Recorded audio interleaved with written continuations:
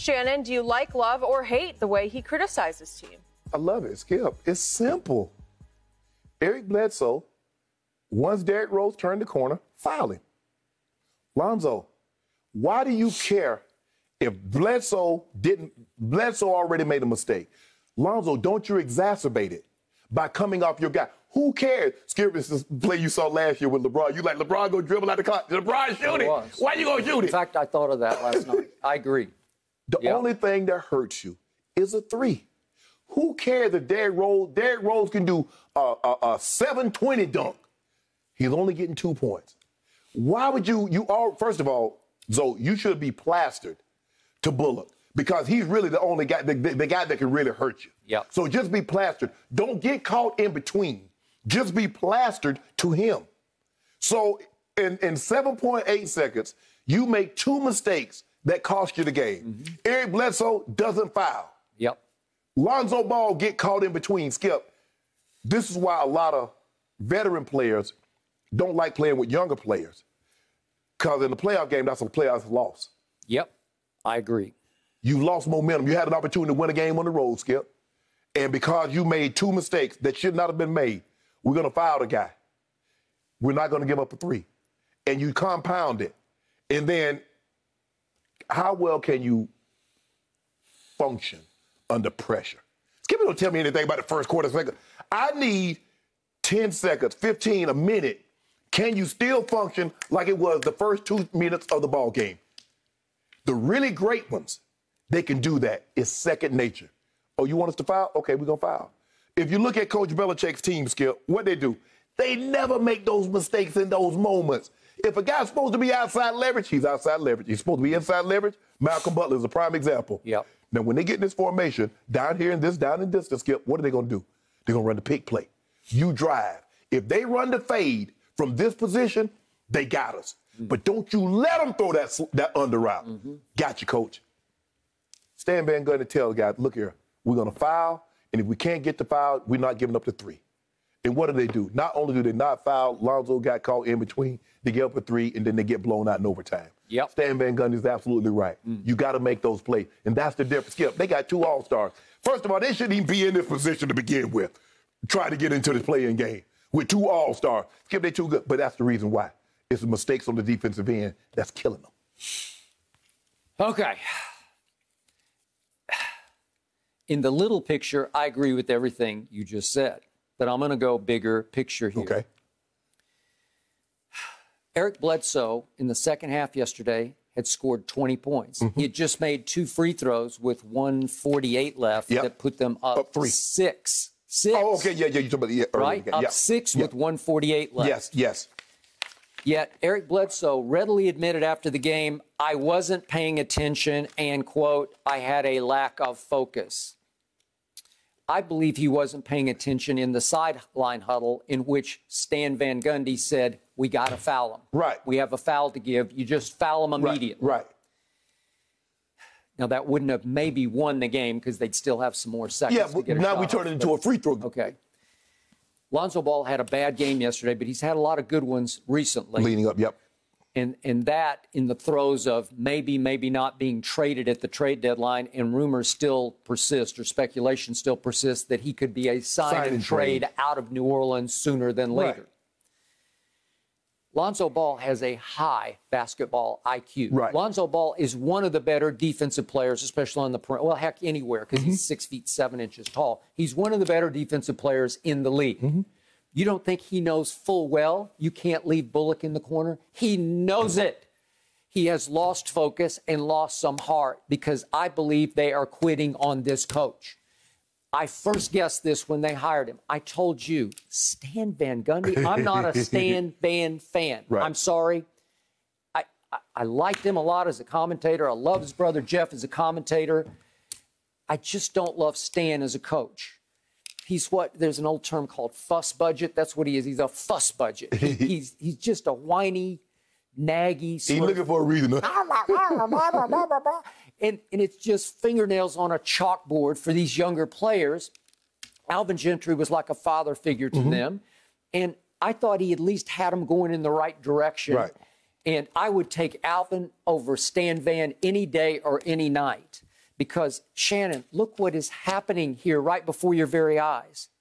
The New Orleans Pelicans, they're loaded with star power. Yeah. You just see it. Zion has emerged as a force in this league. What do you have, 34? He had 34. 34, 9, and 5. 5 assists for the big man. Okay.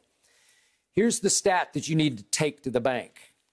The Pelicans have lost 13 games while holding double-digit leads. That leads the NBA by far. 13 times they've been up double digits during a game and lost it. 7 of those times have occurred in second halves. That also by far leads the NBA in blown leads.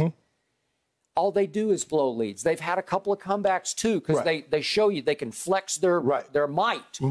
And yet yesterday, in the first half, they give up a 17-2 run. Now, I want to take nothing away from the Knicks. They've won 6 in a row for the first time in 7 years. They got it going. God bless them. It's fun to watch because it's obviously the Knicks fans have been so starved for so long. Is it going to cost them a draft pick? But I just like it that he's building a winning culture now. Yes. Okay. So they give up a 17-2 run. They're down 13.5. But what do they do in the third quarter? They say, watch this. At MSG, they win the third quarter 35-22. That is a knockout punch, you would think, except that only tied the game. Then they go up 7 with 3:44 left. I just told you they're up 6 with 1:48 left. You got to close that deal, but they close no deals. It feels like they get right to the precipice of a nice comeback, and they're like, we don't want to win for that guy. If we win this game, he may be here next year. Skip, you can't fire the man. The man signed a 5-year deal. You can't fire him after 1 year, can you? I don't know. In this day and age, in this NBA, they might try to get him fired. But what have you and I talked about on this show ad nauseum about the Pelicans' problems? They don't play defense. That's what happens when you get a double digit. And that's supposed to be Stan Van's calling card. Yeah, right? Skip. And your boy Zion, yeah, he had big numbers, but Skip, he was minus 13. Yeah. I mean, he got to slow Julius Randle. Now, Julius Randle is on a tear. He was taking him a lot solo. Yes. Julius Randle is playing all-star basketball. Well, he's all-star. Right. It was a battle of the lefties. Yep. And I was like, okay. But Julius is a load. Boy, he took him off the dribble a couple times with step-back jumpers, like mid-ranges. He's in his bag right now. But, Skip, you got to be able to execute down the stretch. Skip, you can't lose this game. Skip, you can't lose. Look, you can't lose this game in this fashion. Like you said, you're up 6 with 148. Skip, 7.8 seconds, and I got a 3-point lead. I'm not losing this game unless somebody if they pull off a Reggie Miller type situation or a Tracy McGrady. Skip, somebody go hot and they get 11 points. That was his point after the game. It wasn't like we got beat. We just beat ourselves. Yes. That's all you got to do, Skip. Just fire the guy. Okay. Now, again, that doesn't ensure that doesn't guarantee victory. But what they did yesterday guarantees a loss. I agree. No, I agree. You're right. It doesn't guarantee a victory, but that guarantees a loss.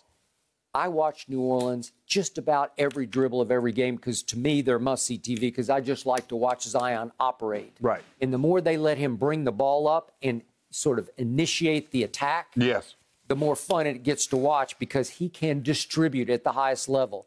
And he is already masterful at age 20 at avoiding the charges. You know, like he can still weave through and then power up. And Skip, I don't know if you noticed it, but he's added that little 15-foot, a little 10, 12, 15-foot turnaround.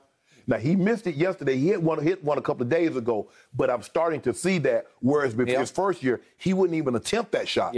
So now he's getting more comfortable even shooting that shot. So, but Skip, you're going to have to play a little defense. I'm not, Skip, you don't need to be David Robinson or Hakeem Olajuwon. You don't need to Scottie Pippen, but you got to play some defense. You can't let the guy, you can't go tit for tat because Julius Randle got to go. Julius had 0 points in the first quarter. Then he gets 16. Well, these guys are too good. You let them get a rhythm. You got hell on your hand for the rest of the game now. Hey, Derrick Rose is still playing. He's coming off the bench. He is. Coming off the bench, playing at a high level. He had got 23 yesterday. He hurt them. And he made the play of plays to get loose in the middle and then kick it. He can still get to the basket. He can still finish. But, Skip, why not just foul him? Okay, Stay and set, foul him. They're quitting on this coach. It's obvious to me right before your very eyes, and it's been going on all year long.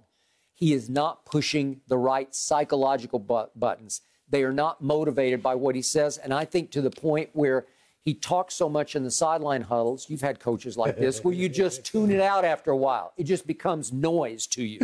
Just tune it out and kind of look around.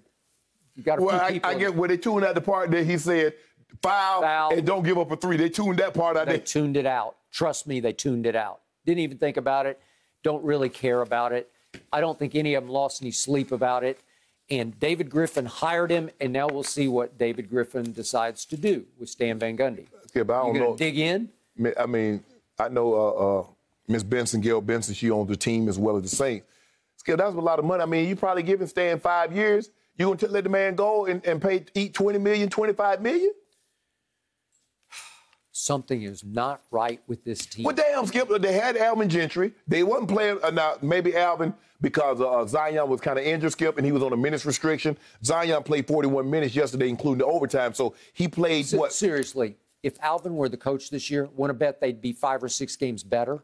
You might be right. Yep. Because Zion played 42 of the 53 minutes. Mm-hmm. So that's a positive. But I really expected them to be better because I think you had them as a playoff team, like an 8 seed at worst. Well, how can they not be with this kind of talent? Now, Josh Hart's out right now. He tore a ligament in his thumb. So that hurts a little bit. You still got 2 All-Stars. You got 2 All-Stars. You got the equivalent of 3 All-Stars to me. Thank you for watching. You can subscribe here to get the latest from the show, and be sure to check out more of the best clips from Undisputed, or go watch a few other segments from our other shows on FS1.